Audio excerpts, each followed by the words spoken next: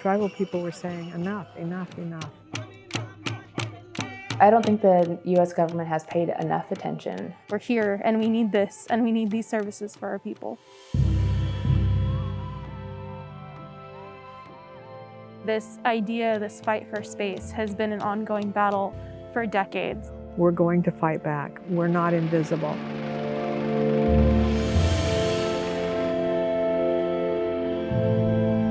Native folks aren't a thing of the past. We're not dead, we're here, and we have needs too, and they're very important.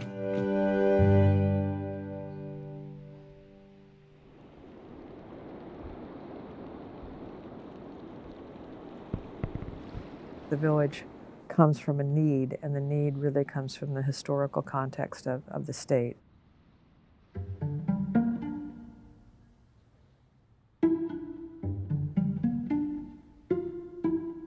I am Judge Abby. I am the chief judge of the Yurok tribe, referred to commonly as Judge Abby. Essentially, during the gold rush, the people here suffered an invasion. People came more and more, and the land grabs and the genocidal nature of the assaults decimated the people that were here.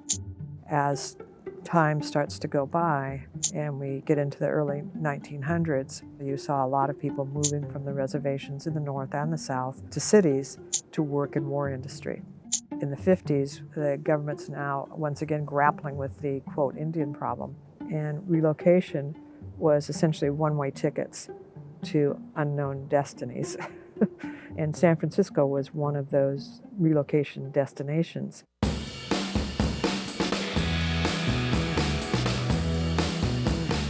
So you had these groups of people who were primarily rural people coming to an urban area with little or no support, and they were put into a lifestyle that created ghettos, essentially, poverty pockets that were populated by Native people from far away.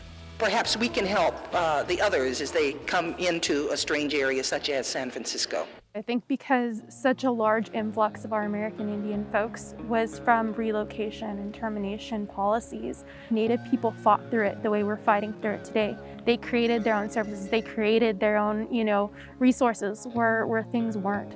I am Shreya Souza, Tatataos Pueblo Ute and Kiowa. I'm the Executive Director of the American Indian Cultural District. Relocation and termination was really an attempt to take away our culture, to take away our ways, to remove us from our land. People were just sick and tired of not having a place to call their own. People were sick and tired of not being seen and not being heard and not being respected for their sovereign rights. The choice now lies with the leaders of the American government to use violence upon us, as before, to remove us from our Great Spirit's land, or to institute a real change in its dealings with the American Indians.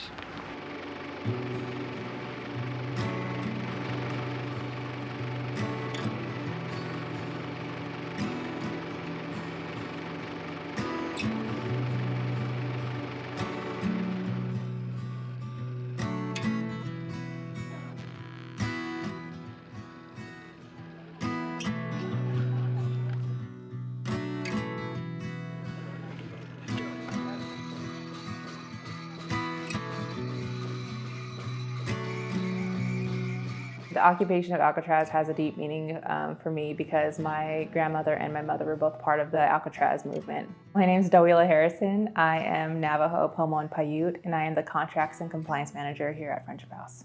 Friendship House is a social service agency serving the Native American population with substance abuse issues. My grandparents talked about the assimilation process as a very heartbreaking process. While they were on the island, they created a whole community. They had community events where they had powwows, they had ceremonies, they built a small village on Alcatraz. Folks really went out there and they occupied the island, and they changed federal Indian law in a huge way with a lot of those movements that have an impact into today. You had people who tried and who really put themselves in harm's way, and to try to create a awareness in the world at large. No, the cowboys didn't get us all. We're still here. Just seeing those images and hearing those stories empowers me, and it lets me know that I have a responsibility to my community and to the youth and to the people now and to the elders.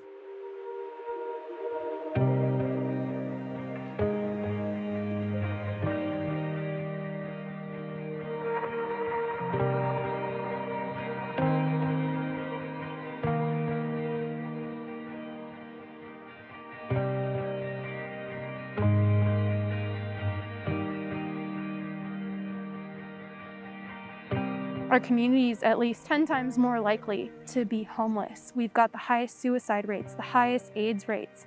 You know, we've got the lowest graduation attainment rates of any other folks in the city. The village is like a beacon of hope. It is going to be a social service one-stop shop for Native Americans in the urban areas, serving multiple generations from the youngins all the way to the elders.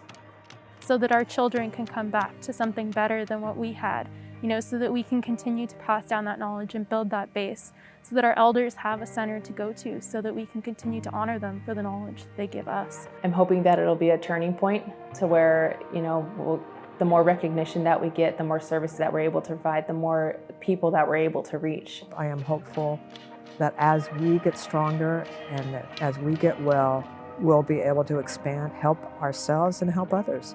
I'm hopeful for anything that brings visibility. I think the village, right, is going to be a cultural hub in the heart of the cultural district.